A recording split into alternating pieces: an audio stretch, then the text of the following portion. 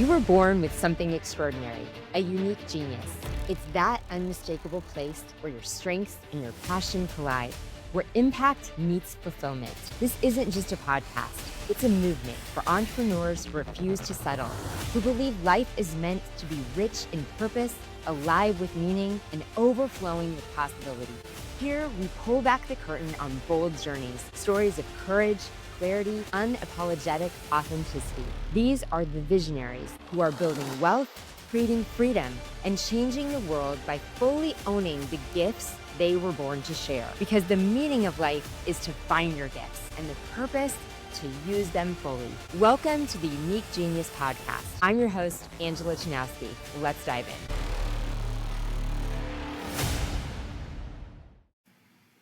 Welcome back to another episode of Unique Genius Podcast. I'm your host, Angela Chanowsky, and I'm so excited to have with me this week, Jen McKee. Welcome to the show, Jen.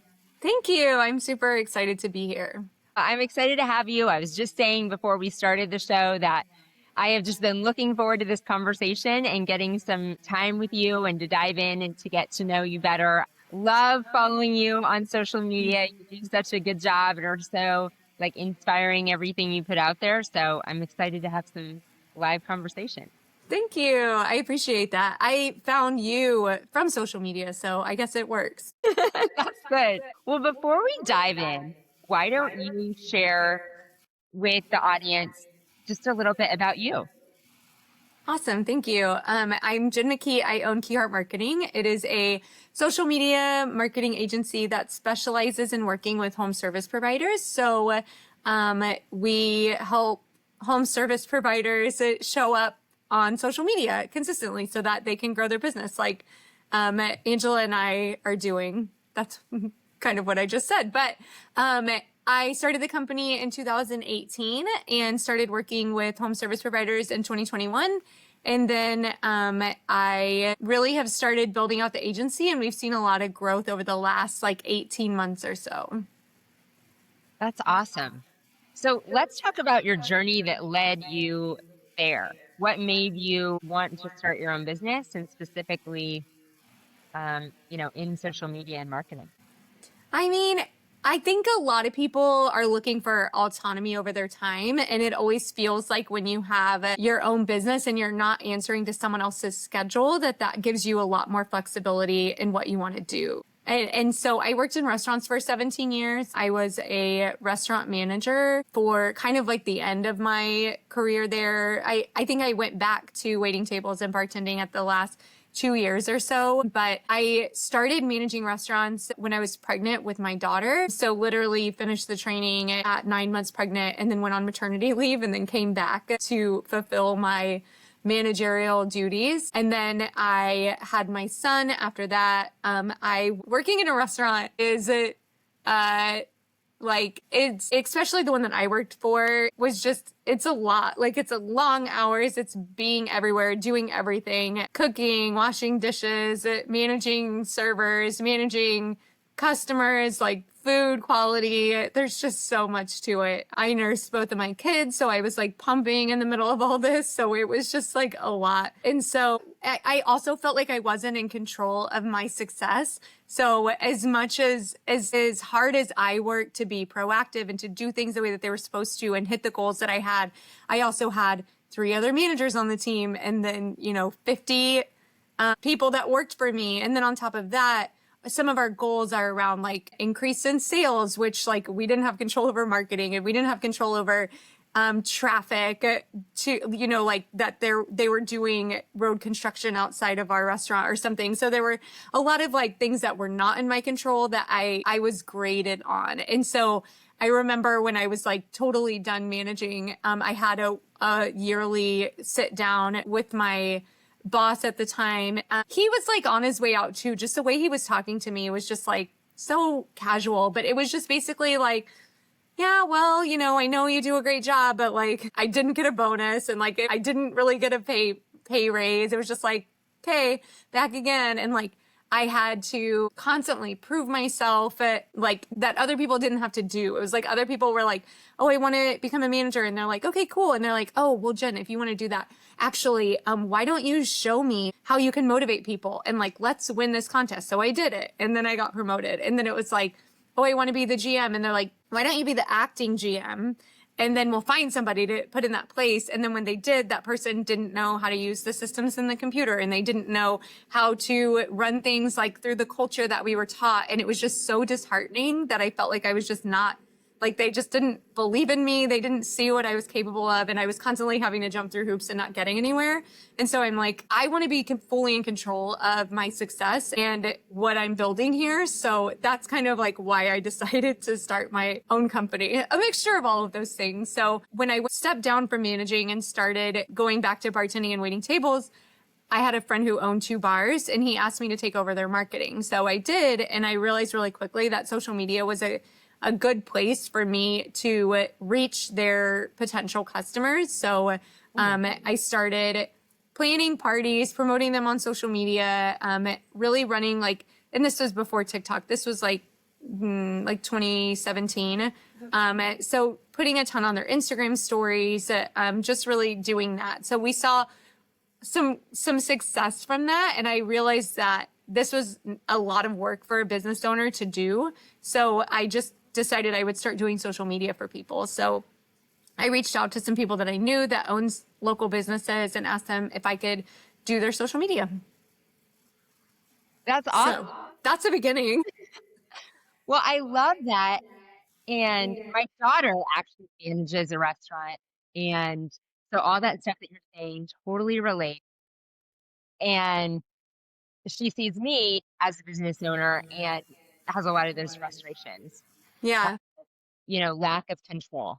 Like you said, the things that you're measured, like all those things. Like I'm being measured on things I don't have any control over. I have control over somebody has a happy experience maybe, but not the rest of these things. So that's a great transition into that. And you certainly found your love and unique genius because you are great at social media. Like I said, I love watching just you and your own personal brand and how authentic and real and consistent that you are.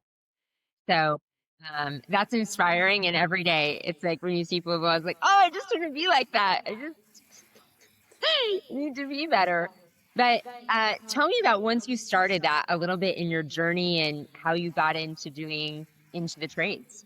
Yeah. So I really, when COVID shut everything down in 2020, I was still working at the restaurant, and I was a hypochondriac then. So like the thought of going somewhere where I could potentially get sick was just like, I cannot go back there. So it got into my head so bad. And I was just like, I can't work at restaurants anymore. So luckily I already had some clients at the time, and I was able to really support them through the shutdown and talking to their customers and everything. And then during that time also, I listened to You Are a Badass at Making Money, which I always say was like one of my first like pushes into kind of the next phase, because it's a book by Jen McKee, and she talks in there's a story. I should probably like refresh myself on the story because I always tell the story, but I don't know if I'm telling it right. But basically there was like, she was tired of being broke, and she ended up having this opportunity to go to like this writing camp or hire this writing coach or something. And it was a lot of money. Like I always think it's like 83,000. I don't know what it was. But so she like decides that she's going to do it, and she just writes the check for it and believes that she's going to get the money back. And she ends up getting the money like from a aunt that passes away like right before it happens or something like that, where she believes in it and she gets the money. It's kind of like an intro into the law of attraction. And so I decided to hire a business coach. Like this was the next step that I needed. And so that was like my next phase, is hiring this business coach, who I said I was going to get to 10K months in 6 months, which is when you're a freelancer, that's like the first goal. Like you got to get to 10K months. So it took me 8 months, but I did get to that goal. I had the business coach for a little over a year. She's incredible, really, really helped me in so many ways. And she was really pushing me to lean into the trades. At this point, I had a plumbing client, And they were my favorite client because we did TikTok for them, or I did. I guess it was just me. I did TikTok for them, and it was like my first TikTok client. And she was actually referring people to me. So people were seeing the work that we were doing for her. She was referring clients to us, or to me. I don't know. We started to grow then, but it was me. And they were all TikTok clients too. And so my business coach was like, you need to go find more plumbers and more people like this so that you can grow out this customer base. And I didn't end up fully leaning into that until 2023, which made a huge, huge impact on my business. But that's really how I got started in the trades, was just this first plumbing client who wanted to do TikTok. She wanted to do everything. We saw a lot of success with her. We were able to get a lot of referrals from her, or I was. And then there's a lot of marketing companies that specialize in the trades. There isn't a lot of social media companies that specialize in the trades. And so there was an opportunity there for us to be what they needed. It's something that the trades needed and didn't have a lot of support. Yeah, because what you do is so unique. Like you said, there are marketing companies that focus on the trades and on home service, but not like you do, and not, in social media and really doing it interesting and telling their story. Yeah. And making leverage versus like pay us for SEO.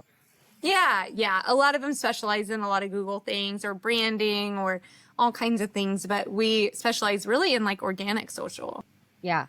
And like I said, the law of attraction, like you're a great example. So I hope people are attracted, they see what you do and the stories that you tell and the authenticity of that. I was curious how you got into the trades, because as I specialized in that, when I started this company, it was kind of, it was my passion to help business owners work in their unique genius and, be able to live their lives and create freedom that way and more impact. I wasn't originally in the trade either. And then I had some clients that I loved in lawn and landscape. And this is the kind of thing I want to duplicate, and ended up with a show on Turf Step Radio, which drew more clients, and then ended up meeting my husband, who's in home service. Yeah. And so then we're in that arena too, but it's definitely like where we live, and that's what we specialize in now. And I love this community.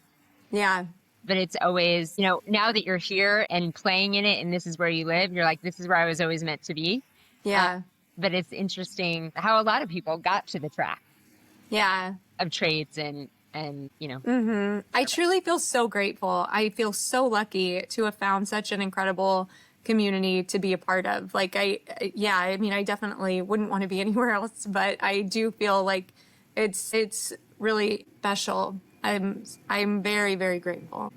Well, I love being in this community with you.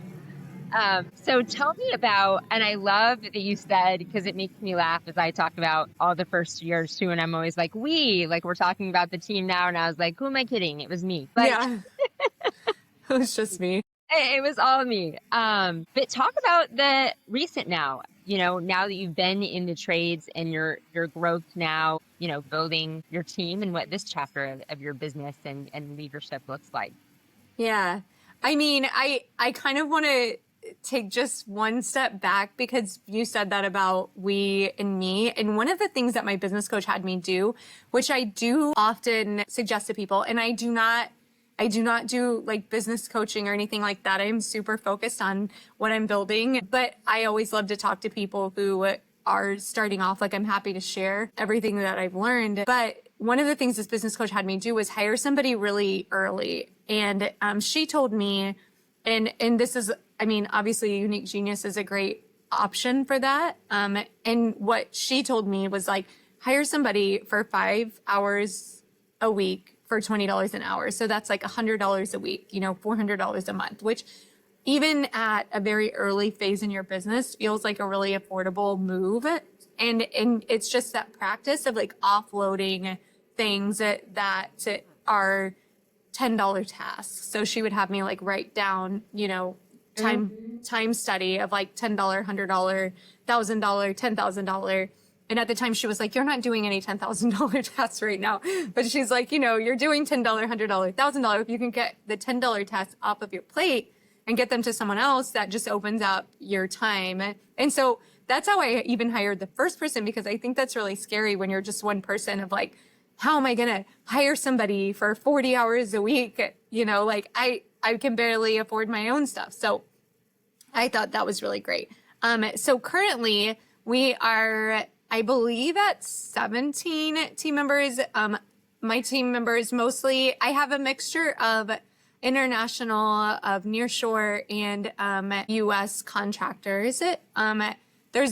Not everybody is full time. So I do have, like, I contract some businesses. I have networks that I'm a part of that I'm able to contract people to do some of like our editing for things and ads work and things like that. But our team is all women right now, which has been really fun to build. Our girl power team, they like it. And we're completely remote. That's awesome.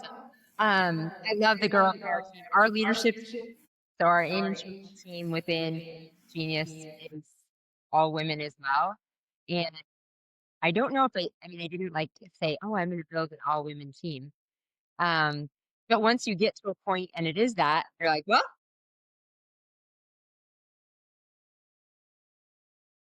Like, well, if something comes along and it's a good fit, then we'll definitely cross that bridge. yes, that I'm in the same. I'm like, well, now we're so big, like you are of all women. I'm like, Yeah. And we hire, like, our EOS implementer is a man. My CFO is a man. So like, there's a lot of men that help us, but our internal, like, team. is women. Yes. Well, that's what I'll tell JC he is. He's helping from the outside because he becomes more involved in Unique Genius. I was just like, well, I'm not sure what seat you're going to have. Yeah. Yeah. You can't mess up our demographics here. Right. Well, let's go back to that was a powerful lesson that your business coach had you do. And that is what we help people do. That far too many people don't have somebody like that, and business owners get too far in their business and in the weeds before they figure out letting go of things. Mm. They are hanging on, like you said, to $10 Yeah. for multiple reasons. One, they're afraid of the payout. They're afraid to hire somebody. They're afraid to delegate. They're afraid to work. And then so many people hang on to it like as busy as a superpower. Like, I can do all of it. Yeah. So talk about that. Yeah, that's a great way to do it because it seems, like you said, more manageable to, a lot of people we work with. And I was just like, all right, 40 hours a week. It's a full-time person. They just can't. Yeah. So doing it in 5 hours a week as a chunk, that was valuable. So talk about that and that, like, few of those first tasks that you would delegate and what that looked like as your first time hiring somebody and having to, like, let go. Yeah. I mean, I think too, that I am good at letting go. And I know that a lot of people struggle with that. I'm not afraid to give things to other people. I definitely might wait too long sometimes, but I do recognize that, like, there's some things that I'm good at, but there's a lot of things I'm not good at. So it would be beneficial for me to find someone else. I think that when I was first looking for this person, a lot of the questions that came up, and even, like, transparently, hiring it offshore was a hesitation for me until I have hired through Unique Genius, and I'm really lucky with who I started working with, and it's been really great, and I'm happy to talk about that. But even this first person, I was like, no, I don't know if that's what I want to do. Like, I don't think that I'm ready to do that. And so we ended up finding, like, a stay-at-home mom who just wanted a little bit of extra money, and it ended up being a great situation. And some other things is like, well, how are they going to know what I need them to do? Which is, like, so easy now, right? It's like, okay, just tell them, like, create a system, put it in Loom. Like, I don't know. That's not that, like, nothing is so proprietary that you can't teach someone else how to do it. And then, like, holding someone else accountable. There's just so many things that comes with the team. But because we were doing social media, some of my first tasks were, like, Instagram stories, Instagram engagement, like, these things that I was doing. And then it was like, okay, I'll just teach them how to do it. And then it was so easy. And I'm like, oh my God, how did I wait so long to get these tasks off of me? And then from there, it's interesting because even though I own a social media company, I really have not been the one creating content from very, very early in my business. Like, I have a design background. I went to college for graphic design and then for interior design, but I also don't think that I'm the best at design. I think there's a lot of people who are better at it than I am. And I can see when it's not good and when it is, but I would so much rather have someone else do it. So that was, like, the next person that I hired was somebody to actually create the content that we were putting out there. And so I was still like creating the strategy, the content calendars, being the account manager, all of those things. But that was the next thing that I offloaded was like, all right, I'm going to have someone else come in. And so I basically just had somebody doing all of the tasks. And then it was like having to combine them all together, like we've come a long way. I've reiterated the way that my team is structured 3 times now, just as we've scaled, like it's needed to change how we work, putting things all in one person, putting them all in separate people, like taking things and kind of figuring out what the best way is to separate work. But yeah, that was kind of how that beginning looked. And now you're at a big team. I mean, 17 people. What do you feel like now that you've built such a team? One of the big jobs of building a team is just leadership, Mm-hmm. and getting to work in that leadership. But what else? What are the parts of your business that you get to, still hold on to that are your favorite and that you love? Marketing is one of my favorites, which I think a lot of business owners feel that way. They either like love it or hate it. There's definitely a lot of business owners that love it. And I recognize I'm going to have to let it go at some point, but that's for sure one of my favorite things to be involved in. I'm also really involved in sales. It was one of our EOS rocks this quarter to train someone else in sales because during the summer I leave for 12 days. So it's like not good for the business to have no sales calls for 12 days. So, I did finish training someone and they're going to be taking over starting next week in sales. So that'll be really interesting. And I don't do marketing on my own. There's 4 different people on my team that help with the business marketing, but I still run all the strategy for it. So eventually I'll have to let that go. And then some of the most important things that I do that I'm not sure that I'll ever fully let go as the CEO of this company is the relationships with my team. And that's something that I have really started to dang, I have this giant team and there's people I'm not even talking to. Like I need to figure out how to be more intentional about everything, about how the team's communicating together, about how we're working as a team, about how I'm checking in with this team. And I had just last month, I had my unique genius, Margot, help me arrange all these meetings with every single person on the team. And there were people I had never had one-on-ones with. And then they're telling me things, that it's why didn't they just send me a message ever and be like, hey, Jen, you should know this. But that communication had never been open where they were coming to me. And so since I had this intentional conversation of what do you want to, there was a bunch of questions that I asked them about how they feel about, and I took them from someone else, but it was how do you feel about your work? How do you feel about work-life balance? How do you feel about your productivity, your relationships with other people on the team? And then tell me something you're proud of and tell me something that's holding you back. And then what else do you want to talk about? And there were just so many things that came up that I was I'm so glad I did this. I need to do this on a schedule so that I'm checking in with people all the time. Yeah. Leading our team is the most important, and sounds like we have a lot of similarities to where we're at right now. I have not let go of sales, Yeah. and we are once again upon. I'll be gone, and we're leaving to go to the summit, and I'll be in Asia and on Asia time zone for 2 weeks, and I'm like, oh no, no one is Yeah. fully equipped yet to do sales. Again, I didn't release that hat, so I need to take some inspiration from you and be like, I've trained you. You can have it. Um, and I have just come off of that, of how important spending time with leaders are. And I'm not sure the book I read it in because I'm always reading a lot of them. But how do you look at it was kind of another way of time audit. And if you only had 4 hours a week to spend in your business, what of the business would absolutely require you? Mm-hmm.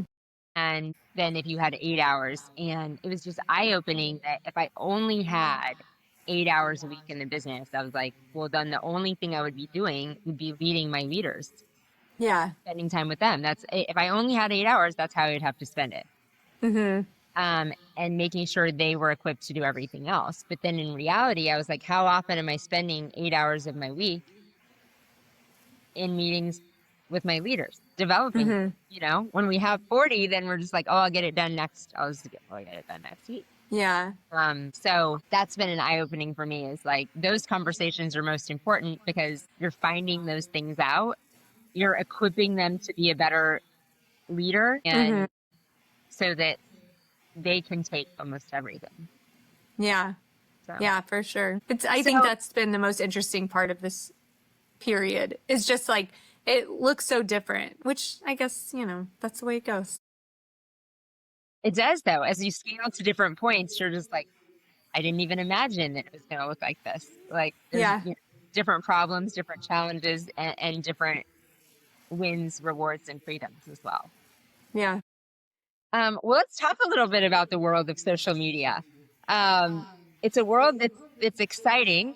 Everyone's on it in some capacity, but it's also this thing that a lot of people don't know a lot about, that, you know, people spend their time there, maybe absorbing content, but then I think many people feel lost at how to actually utilize it or what they're supposed to do to use it successfully as a tool to market their business or themselves and their personal brand. I mean, I think it is such a powerful way to continue to connect with people. I think it elevates all of your other marketing. So in looking at it from a personal brand and from a business standpoint, if you meet somebody at a networking event, like as a local business, and you're a part of your BNI chapter, where you're going to meet and greet or whatever, you know, you meet somebody, like a business card, someone's going to throw it away, or you might get an email that's like, hey, great connecting, like whatever. But when you connect with them on social media, you get this opportunity to continue to get to know them over time. And really, like, the relationship moves a lot faster. And so, especially if you're posting / if they're posting, but you learn a lot more about them. You have the opportunity to have conversations in the comments, to keep building that relationship. When you're looking at it on your business, it's the same thing. It's a place for people to continue to get to know you, even when they're not using you. So people only need it. Like, you don't want to call the plumber all the time. Like, hopefully only every couple of years do you need a plumber, or you need them to come out and do some maintenance, but you don't want like plumbing problems. And so how are you going to keep people interested in your content as a plumber? Well, you're documenting what you guys are doing. You're celebrating your team. You're celebrating the community. You're in the community, and then talking about it on social media. You're anything that you're doing. So like, you're sending door hangers, or you're sending out postcards, or you're creating new swag, or you're creating dog bandanas or whatever. Like, all of these things are things that you can put on social media that people are interested in, that isn't making them feel like you're telling them to come and hire you. So it's just like no pressure content, and it's really just documenting what you're doing and putting it online. So it doesn't require a ton of editing. It doesn't require a ton of like writing or knowledge. It just requires a lot of consistency. It's good to have a plan. You can schedule it out. Even on your personal page, like Facebook, you can schedule, if you have I forget what it's called. It's like, it's not a business profile, but it's like a creator page or something you can schedule on your phone. So you don't have to always be posting. For my personal brand, I actually keep a Google sheet of everything that I've ever posted, so that I can go back and reuse things, so that I'm not like having to recreate things all the time. And then when I'm feeling inspired, I post new things and then add them to the sheet. So there's always this like ongoing list of things that I can talk about, because you don't have to reinvent the wheel. Like, you're basically just saying the same things kind of over and over, but it's really about getting in the habit of documenting the things that you're doing and sharing them. That's an easily digestible, and I haven't heard somebody say that, you know, like, I think a lot of people put so much emphasis on planning out the story. Like, what is the story I'm going to tell? What is that? Right. Creating this other thing over here that I'm going to share. And if you just think of it like that, both in your personal brand and in your business, we're just documenting what we do. Yeah. That's the story. We're telling our real story. Yeah, exactly. Yeah, it's just the things that you're doing. And I mean, I'm intentional about it, you know? So it's like, I don't post my kids on social media. So like, if we're doing something with the kids, it's like, oh, I need to get a photo without the kids just so that I can share what I'm doing here. Or like, sometimes things will come to me. Like, I see a lot of alignment between like business and the gym. And so sometimes when I'm at the gym, like a thought will come to me, and I'll have to like write it down, or like leave myself a voice note just so that I can put it into better words once I leave the gym and actually post it. So I'm not going to post it while I'm there. Or like, grab a photo of me at the gym because I don't do it every time I'm there, you know? So it's like, oh, I want to do this intentionally. Sometimes it's hard, especially if you're at a computer all day, which a lot of home service people aren't. So there's a lot of other things you could be documenting, the trainings that you're doing for your team, the equipment that you're picking up, the walkthrough you're doing in the shop. Like there's so many things that you could be documenting. Your lunch that got, you know, from the local, wherever you got it from, where you can tag them in your content. Like there's different ways that you can involve your community, share your shop pets, share your dispatchers, share your somebody that, you know, had a great month on your team. Like there's so many things that you can document and talk about. It's just like remembering, getting in the habit of it. Yeah, getting in the habit of documenting your day. And like you said, you don't have to post it now either. Like just document your day. Right. Take videos and pictures of what you're doing all the time. And then it doesn't have to be in the moment. Like you can that content and, you know, it's still an authentic story just because you did it yesterday or you did it this week. And you can say yesterday, like it's fine. It definitely is still an authentic story. And that stuff that I have, that I keep a log of and reuse, like that's how I feel. That's who I am. If there's something I need to tweak because it doesn't align, I will, but it makes it so easy. And the thing is that if you just wait until you like feel like it, I mean, you could literally go months with ever not feeling like posting on social media. There was a time, even since I've owned this business, and it was like right before I went really hard into the trade. So we were still just kind of like chugging along. And one of my mentors that her name is Rachel Peterson. I found her on TikTok like in 2020, and I ended up joining her mastermind at the time called the Social Click, which I've actually hired a lot of people from this. This has been a really, really powerful group for me, but she teaches marketing and social media.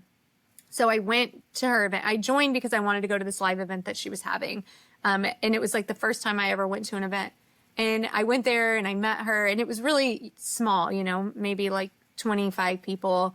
And it was like 3 days. And so we were talking to her and like getting to know her. And I was like, I haven't posted in like 3 months. And she's like, so just post. And I'm like, what do I do? Like, do I say? Because I had been posting like 3 times a day on TikTok every day. This was like 2021. So this was really common. Just post a whole bunch. So I would post a whole bunch. And I'm like, should I say something? She's like, no one even noticed. Like, they don't care. Just like start posting again. Like, so it doesn't, like, you don't have to like announce yourself. Like, no one cares. You just like start posting like nothing happened. And then you just keep posting. But it's really the consistency over time. It's crazy. I mean, I had someone reach out to me the other day about wanting to work with us. And I was like, and he had put, when people, you know, say they want to work with us, we ask them how they heard about us. And he had been referred to me by someone.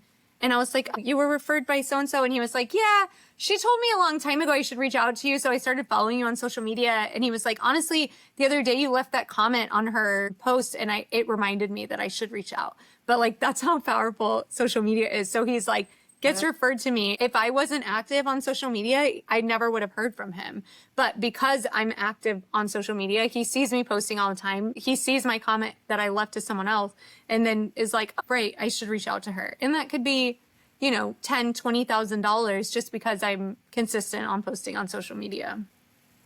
And you're right. It's that you have to be top of mind when they then have a need. Right. And so a lot of it isn't when people are so worried about getting the content perfect. It's being omnipresent, that you're always in people's feeds in some way. So when they need you, they see something. They see a comment. They see. Yeah, exactly. Then you pop back up and they're like, oh, yeah, I forgot. I was supposed to reach out to that person. So just because, I mean, sometimes people will be like, well, okay, so when we're looking at content, we're always looking at engagement or like overperforming content. So content that perform well better than other things. Not all of your content is going to perform well. Like it just can't. That's not possible. But it still serves a purpose. It's still, especially if you have, so we try for like once a week posting something on our clients' accounts that we know is going to perform better than everything else. So like multiple picture posts, you know, like behind the scenes photos, a celebration of someone's birthday anniversary, a good video, like something, because not everything is going to overperform, especially when we don't have a ton of content to work with. Like we've got to kind of make it work. But just because it's not getting a ton of engagement doesn't mean that people aren't seeing it, especially if you have content that's coming up in the newsfeed every week, you know? So that one's doing well, something else is popping up. Like all of it is still important. So if you look at your social media and you're like, wow, no one's engaging with this, that's a problem. But if you see these pops like every 3 or 4 times that you post, then you're making an impact and you're showing up in the newsfeed, because it's hard to get in the newsfeed on Facebook and Instagram. Like it's hard. There's so much content and you're competing against, you know, your friend's daughter's first birthday and someone's pregnancy announcement and someone's graduation photos, like things that are really, really engaging. Like that's what your competition is. And so you want to create content that's just as engaging as that. So the fun things that you're doing, the behind the scene things, the things that feel really natural to the newsfeed, where it's sharing people and stories, not like your offers, because like people don't care. Exactly. People don't care. That it is like sharing, like you said, just the stories. If you just share the stories of what you do. And my husband and I are so opposite of this. I mean, I try and be on social media, but I do not follow the own advice that you're saying. I'm like way too overthink it and be like, what is the post going to be today? What are the posts I'm going to have to plan out? Let me record content about them. And he is just shares his entire life with no. Yeah. And it works. Like today, he's on a lighting job. So they're installing permanent lighting. And I think he's already 3 videos in. You know, he just records, posts them like, this is what we're doing. Yeah. These are the things about the job today. Yeah. And, you know, makes fun of himself. And that's what it's about. I mean, you know, I always am just like, oh my gosh, that's so annoying. I just analyze, oh my gosh, people are going to be annoyed. No, who cares? It's really, I mean, there's this quote, or it's a poem by Marianne Williams. In it, it says like, who am I to think that I'm going to like butcher it. Let me find it. Can you still see me? I can still see you, yes. Okay, because I made you small so I can find it. This is good. I need this quote for myself. Because like I say, I know these things are true and I see them in his works. Okay, it says, our deepest fear is not that we're inadequate. Our deepest fear is we're powerful beyond measure. It is our light, not our darkness, that frightens us. We ask ourselves, who am I to be brilliant, gorgeous, talented, and fabulous? Actually, who are you not to be? And then she says that there's nothing enlightening about shrinking so that people won't feel insecure around you. We are all meant to shine. And when we let our own light shine, we unconsciously give other people permission to do the same. So that's why you should do it.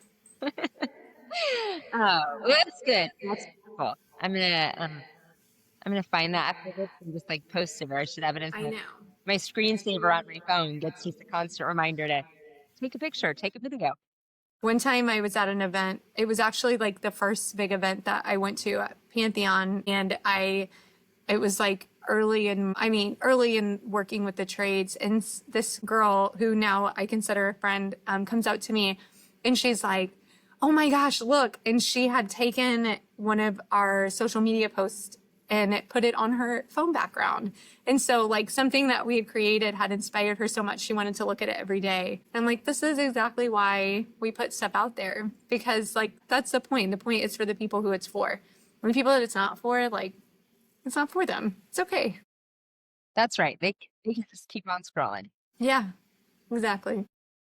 Well, you said meeting somebody at an event. I hope that it's great to get to sit down with you and have a conversation like this, but I'm always seeing you at events and then having FOMO, like we're not at the same events. So hopefully coming up this year, we'll be at some of the same events and I'll get to meet you in person. Yeah, definitely. I hope so too. So awesome. Well, thank you so much for your time today, Jen. And you do such a good job of storytelling. I feel like I see your voice and know who you are and get a little piece of you every day. So it was great to be able to have a live conversation. But thanks for, inspiring, and, you do that and help your clients, but you help so many people just by showing up consistently. Thank you. And see, look at what you could do too.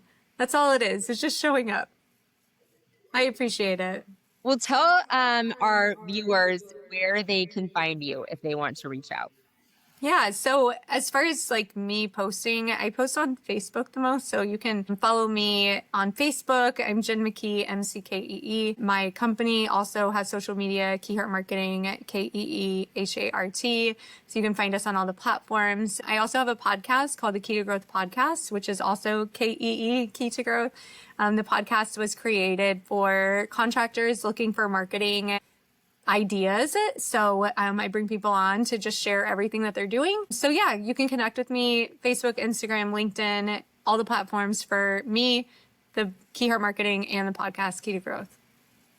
And viewers, you should definitely check it out because she is inspiration. You'll be inspired. Thank you. Of, how to be brave and tell your own story. I appreciate that. Well, thanks again for joining us, Jen. I appreciate you. Thank you. I loved this. And thank you again, audience, for tuning in. This has been another episode of Unique Genius Podcast. We'll see you next week.